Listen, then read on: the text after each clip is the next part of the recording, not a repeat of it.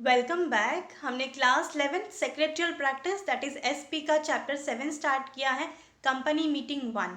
पिछले वीडियो में हमने इस चैप्टर का प्रॉपर कन्वीइंग ऑफ मीटिंग का पूरा टॉपिक कवर किया, जिसमें हमने proper authority, notice and agenda का पूरा टॉपिक डिटेल में स्टडी कर लिया है।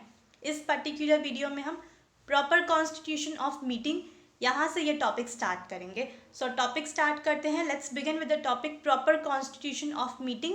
इसमें हमें दो टॉपिक कवर करना है, first is quorum and second is chairman. तो कोरम से स्टार्ट करते हैं। Let's begin. According to section 103 देखते हैं what is quorum. Quorum is the most essential condition for a valid meeting. अगर मीटिंग वैलिड बनानी है, सही तरीके से मीटिंग कंडक्ट करनी है कंपनी में, तो सबसे ज़रूरी शर्त है, सबसे इम्पॉर्टेंट कंडीशन है, कोरम होना चाहिए। कोरम होगा तो ही मीटिंग वैलिड तरीके से, सही तरीके से कंडक्ट की जाएगी। Quorum means the minimum number of members required to be present at a meeting. अब कोरम क्या है? कोरम मतलब minimum number of members required to be present at a meeting. कम से कम अगर इतने नंबर ऑफ मेंबर्स मीटिंग में प्रेजेंट होंगे तो ही मीटिंग स्टार्ट की जाएगी, रिज्यूम की जाएगी, उसे बोलते हैं कोरम। ऑलराइट।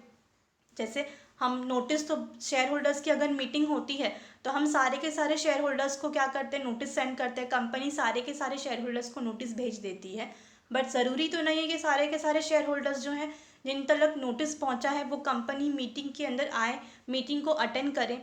राइट। तो कम से कम इतने मेंबर्स तो होने चाहिए कि मीटिंग स्टार्ट की जानी चाहिए, तो वो होता है कोरम। कोरम का मतलब कम से कम अगर इतने मेंबर्स होंगे जितना कि रिक्वायर्ड है मीटिंग को स्टार्ट करने के लिए, तो ही मीटिंग स्टार्ट की जाएगी, उन्हें हम बोलते हैं quorum. Presence of a member is essential for transacting legally the business at the meeting. तो कोरम जो है, मेंबर्स का, उतने मेंबर्स का प्रेजेंट होना बहुत ज़रूरी है अगर हमें मीटिंग स्टार्ट करनी है। लीगली मीटिंग अगर प्रॉपरली स्टार्ट करनी है तो कोरम मतलब मिनिमम नंबर ऑफ मेंबर्स का वहाँ प्रेजेंट होना बहुत ज़रूरी है। Quorum has to remain present from the beginning till the end of the meeting. और कोरम जो मेंबर्स हैं उन्हें प्रेजेंट होना चाहिए मीटिंग में फ्रॉम द बिगिनिंग, स्टार्टिंग से till the end of the meeting.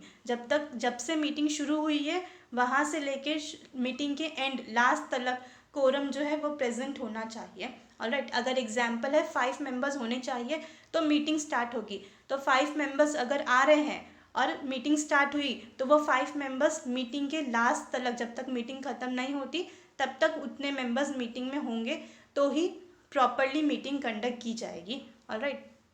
Secretary must ensure the quorum before the commencement of meeting. और secretary जो होते हैं उन्हें देखना बहुत ज़रूरी है कि कोरम जो है, that is minimum number of members meeting में प्रेजेंट है कि नहीं। मीटिंग स्टार्ट करने से पहले, कमेंसमेंट ऑफ मीटिंग मतलब मीटिंग स्टार्ट करने से पहले कोरम है कि नहीं, ये देखना सेक्रेटरी का काम होता है। A meeting in absence of quorum is invalid. और अगर कोरम नहीं है, जितने मेंबर्स चाहिए उतने नहीं प्रेजेंट है और मीटिंग स्टार्ट कर दी, इसका मतलब वो मीटिंग अमान्य होगी, इनवैलिड होगी, बिकॉज लीगली वो मीटिंग जो है वो प्रॉपर कंपनी लॉ के अकॉर्डिंग वो प्रॉपरली नहीं होगी। इसीलिए अगर कोरम नहीं है, जितना रिक्वायर्ड है उतने मेंबर्स नहीं है, तो मीटिंग जो है वो इनवैलिड होगी, अमान्य ठहराई जाएगी। Next is provisions of quorum, companies act 2013। तो प्रोविजन मतलब क्या रूल्स हैं, क्या रेगुलेशंस हैं फॉर कोरम। कोरम के लिए कुछ रूल्स एंड रेगुलेशन है। अकॉर्डिंग टू कंपनीज एक्ट 2013 में कुछ लॉ बनाया गया है, रूल बनाया गया है कोरम के लिए। देख लेते हैं। कोरम फॉर जनरल मीटिंग, अगर जनरल मीटिंग है मतलब शेयर होल्डर्स की अगर मीटिंग होती है तो कितने मेंबर्स होने चाहिए कंपनी की मीटिंग में, तो ही पर्टिकुलर मीटिंग स्टार्ट की जाएगी, रिज्यूम की जाएगी। तो इसमें फर्स्ट है in case of public company. अगर पब्लिक कंपनी है तो कितने मेंबर्स होने चाहिए। Quorum depends upon the number of share holders. तो शेयर होल्डर्स कितने हैं पर्टिकुलर कंपनी में, उसके ऊपर डिपेंड करता है कि कितना कोरम होना चाहिए, मतलब कितने मिनिमम मेंबर्स होने चाहिए मीटिंग में, सो दैट हम अपनी जो मीटिंग है वो स्टार्ट कर सकें। Let's see. फर्स्ट इज, यहाँ पे आपको टेबल गिवन है, number of share holders and quorum. That is कि पब्लिक कंपनी में अगर इतने शेयर होल्डर्स होंगे तो इतने number of members minimum present होने चाहिए मीटिंग में, सो दैट मीटिंग जो है वो स्टार्ट की जानी चाहिए। तो first is not more than 1000। That is अगर किसी पर्टिकुलर पब्लिक कंपनी में 1000 शेयर होल्डर्स हैं, 1000 से ज़्यादा नहीं होने चाहिए। 1000 शेयर होल्डर्स हैं तो 5 मेंबर्स होने चाहिए कोरम में। दैट इज़ अगर 5 मेंबर्स होंगे तो मीटिंग स्टार्ट हो पाएगी, नहीं तो नहीं। Alright, next is more than 1000 up to 5000, that is अगर 1000 से ज़्यादा, 1000 से एक भी मेंबर ज़्यादा होगा और 5000 तक होगा तो कितने मेंबर्स होने चाहिए? 15 मेंबर्स होने चाहिए कोरम में, तो ही मीटिंग स्टार्ट की जाएगी, रिज्यूम की जाएगी। Next is exceeding 5000 share holders. अब 5000 से ज़्यादा अगर शेयर होल्डर्स हैं किसी पब्लिक कंपनी में तो कम से कम 30 मेंबर्स होंगे तो मीटिंग स्टार्ट की जाएगी। 30 मेंबर्स होने चाहिए इन कोरम, ऑलराइट, तो ही मीटिंग स्टार्ट की जाएगी, वरना नहीं स्टार्ट की जाएगी। ऑलराइट, तो ये था नंबर ऑफ़ शेयर होल्डर्स, मतलब पब्लिक कंपनी है तो इतने शेयर होल्डर्स होंगे तो इतने मिनिमम नंबर ऑफ़ मेंबर्स होने चाहिए, इतना कोरम होना चाहिए मीटिंग को रिज्यूम करने के लिए, स्टार्ट करने के लिए। अगर 1000 मेंबर्स से कम है, अप टू 1000 है, तो 5 मेंबर्स होने चाहिए इन कोरम। अगर 1000 से लेके 5000 तक हैं शेयर होल्डर्स तो 15 मेंबर चाहिए इन कोरम, और 5000 से ज़्यादा है तो 30 मेंबर्स चाहिए in quorum. All right, next is in case of private company. अगर सपोज कोई कंपनी प्राइवेट कंपनी है तो वहाँ भी कोरम की ज़रूरत पड़ती है। 2 members personally present shall be the quorum for meeting of the company. तो कितने मेंबर्स होने चाहिए प्राइवेट कंपनी के लिए? 2 मेंबर्स जो हैं वो पर्सनली मीटिंग में प्रेजेंट होने चाहिए मीटिंग को स्टार्ट करने के लिए, रिज्यूम करने के लिए। ऑलराइट, ये in case of private company है। Next is quorum for board meeting. अब बोर्ड मीटिंग मतलब बोर्ड ऑफ डायरेक्टर्स की जब मीटिंग होती है तो उसके लिए भी कोरम की ज़रूरत पड़ती है। मिनिमम नंबर ऑफ़ मेंबर्स जो है, minimum number of directors present होने चाहिए बोर्ड ऑफ डायरेक्टर्स की मीटिंग में, सो दैट मीटिंग जो है वो स्टार्ट की जाए, लीगली मीटिंग जो है वो कंडक्ट की जाए। According to the provision of the companies act, a quorum of board meeting is 1/3 of the total number of directors और 2 directors whichever is higher.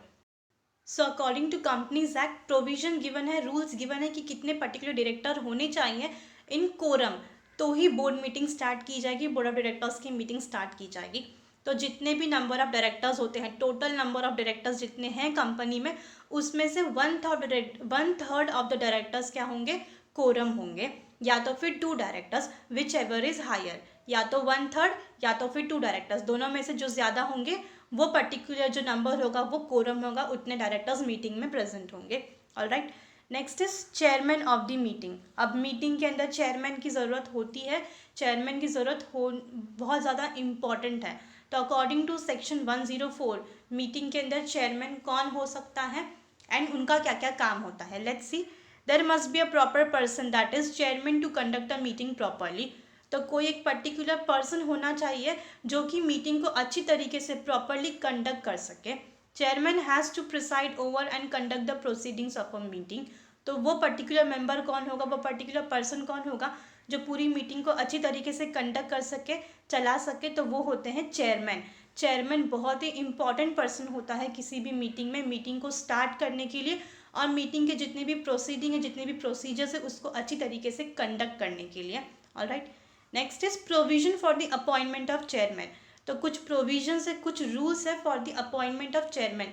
Chairman का अपॉइंटमेंट भी होता है, तो क्या प्रोविजंस है, क्या रूल्स है? सेक्शन 104 के अकॉर्डिंग गिवन है, if the articles of association of a company do not provide any provisions for the appointment of a chairman, then the appointment of chairman shall be made as per the provisions of the companies act as follows।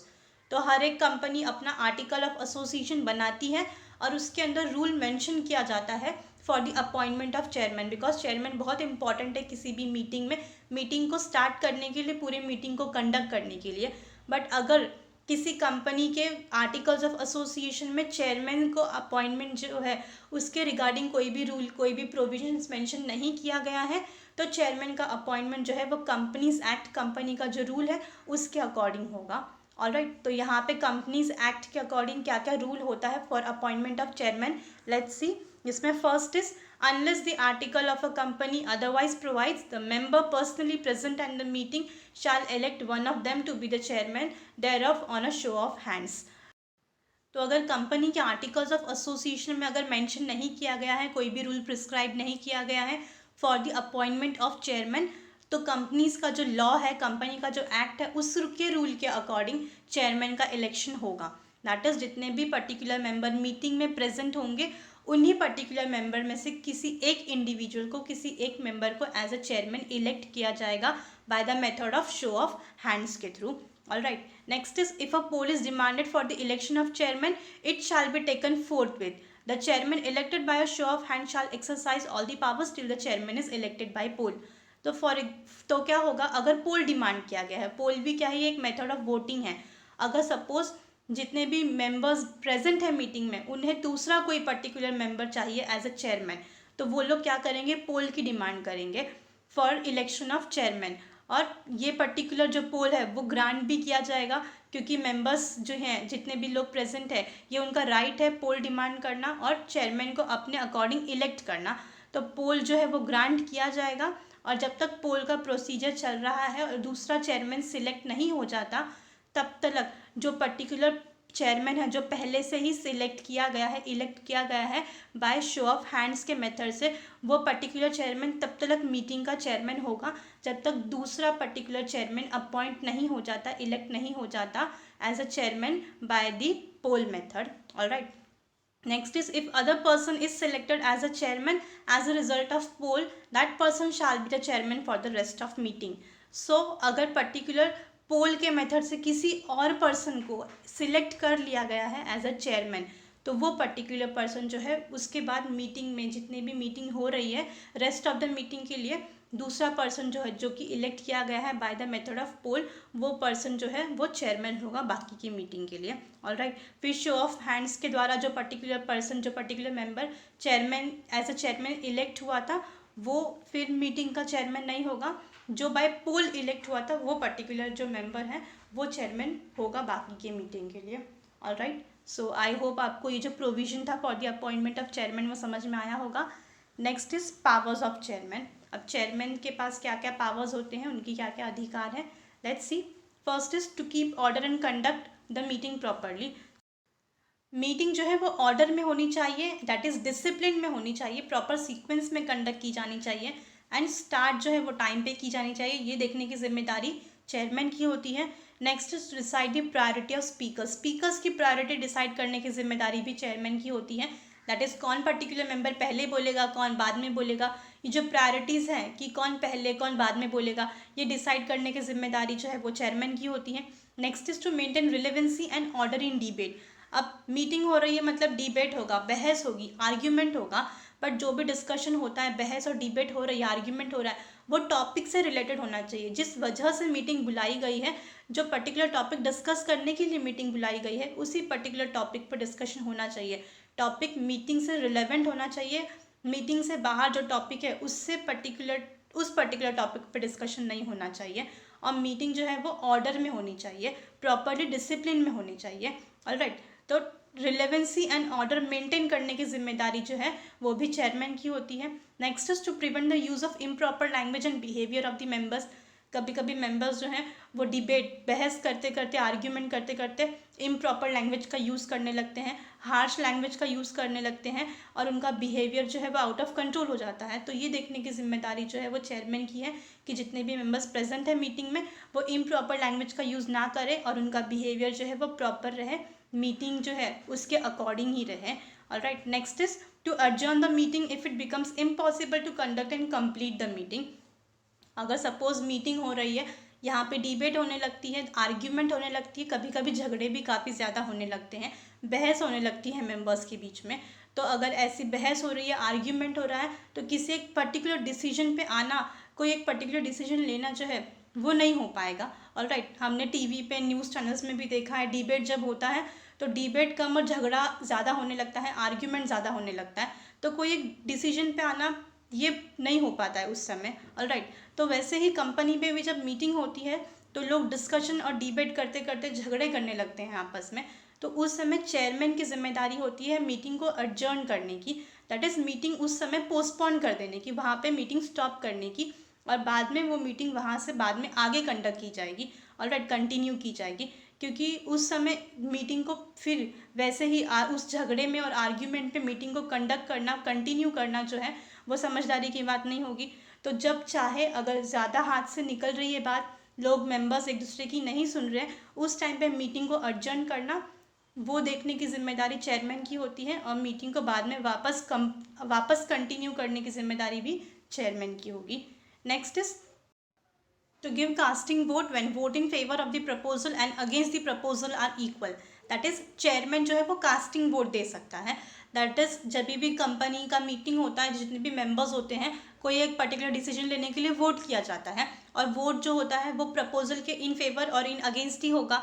तो अगर vote equal हो जाता है, मतलब tie हो जाता है, तो उस समय चेयरमैन जो है वो अपना वोट देता है, इन फेवर में दे सकता है या तो फिर इन अगेंस्ट प्रपोजल भी दे सकता है। अब चेयरमैन का वोट डिसाइड करेगा कि डिसीजन जो है वो इन फेवर में लिया जाए या फिर इन प्रपोजल के अगेंस्ट में लिया जाए। Alright, next is to declare the result of voting. अब वोटिंग का क्या रिजल्ट आया वो डिक्लेयर करने की जिम्मेदारी भी चेयरमैन की होती है। Next is to give ruling on point of order. Ruling का मतलब यहाँ होता है decision, and point of order को हम बोल सकते हैं क्वेश्चन या क्वेरी। मतलब जब कोई पर्टिकुलर मीटिंग हो रही है, डिस्कशन हो रहा है, अगर किसी मेंबर को कोई पर्टिकुलर क्वेश्चन अराइज हुआ, कुछ डाउट अराइज हुआ, तो उस डाउट को क्लियर करने की जिम्मेदारी, उसके ऊपर डिसीजन देने की जिम्मेदारी या फिर वो क्वेश्चन को सॉल्व करने की जो जिम्मेदारी होती है वो भी चेयरमैन की होती है। ऑलराइट, ये सारे थे powers of chairman. Next is duties of chairman. अब ड्यूटीज क्या है, चेयरमैन की क्या क्या जिम्मेदारियां होती है, काम होते हैं। First is to see that meeting is properly convened and constituted.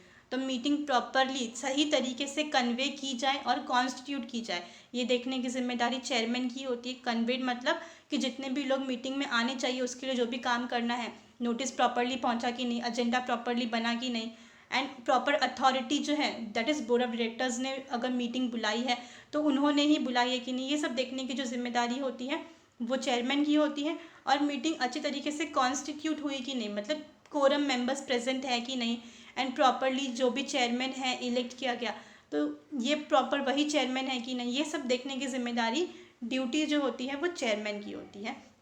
Next is to see the proceedings of the meeting are conducted in a proper manner. तो मीटिंग जो है वो प्रॉपरली और सही तरीके से कंडक्ट हो रही है कि नहीं। प्रोसीडिंग्स ऑफ द मीटिंग मतलब जिस तरीके से मीटिंग कंडक्ट होनी चाहिए अकॉर्डिंग टू रूल, वैसे मीटिंग कंडक्ट हो रही है कि नहीं, ये देखने की जिम्मेदारी भी चेयरमैन की है। Next is to see that the items are discussed according to agenda. Agenda हम बनाते हैं, दैट इज पॉइंट्स जो है लिस्ट नोट डाउन करके रखते हैं कि हमें ये डिस्कस करना है, ये डिस्कस करना है। पॉइंटर्स थे 1 2 3 4, तो अकॉर्डिंगली 1 नंबर पे जो है पहले वो डिस्कस होगा, सेकेंड नंबर पे जो है वो डिस्कस होगा। तो डिस्कशन जो हो रही है मीटिंग में वो अकॉर्डिंग टू एजेंडा होनी चाहिए, ये देखने की भी ड्यूटी जो है वो चेयरमैन की होती है। Next is to maintain order in the meeting. मतलब मीटिंग हो रही है तो उसके अंदर ऑर्डर मेंटेन होना चाहिए, डिसिप्लिन मेंटेन होना चाहिए, ये देखने की जिम्मेदारी भी चेयरमैन की है। Next is to declare result of voting. ये हमने पावर्स में भी देखा कि वोटिंग का जो रिजल्ट है उसको डिक्लेयर करने की जिम्मेदारी, ड्यूटी जो है वो चेयरमैन की होगी। Next to see that proper and correct minutes are entered in the minute book and to sign them. So जब भी मीटिंग होती है तो मिनट्स रिकॉर्ड किए जाते हैं, दैट इज़ जितने भी डिस्कशन हुए, क्या क्या पर्टिकुलर टॉपिक बोला गया, किसने क्या बोला, तो ये सारे डिस्कशंस जो होते हैं, डिसीजन लिए जो गए हैं, ये सारी चीज़ों का रिकॉर्डिंग होता है, मिनट्स जो हैं वो बनाए जाते हैं, राइट। और सेक्रेटरी जो है वो मिनट्स रिकॉर्ड करता है। तो ये चेयरमैन की जिम्मेदारी है कि जो मिनट्स है वो प्रॉपरली और करेक्ट सही तरीके से रिकॉर्ड किया जाना चाहिए और मिनट बुक में ये जो रिकॉर्ड है मिनट्स है वो एंटर किया जाना चाहिए, और मिनट बुक को साइन करने का ये जिम्मेदारी जो है वो चेयरमैन की होती है। Next is to act in the best interest of the meeting. अब मीटिंग के लिए जो भी बेस्ट डिसीजन है वो लेने की जिम्मेदारी भी चेयरमैन की है। Next is to deal with all the incidental question which arises at the meeting.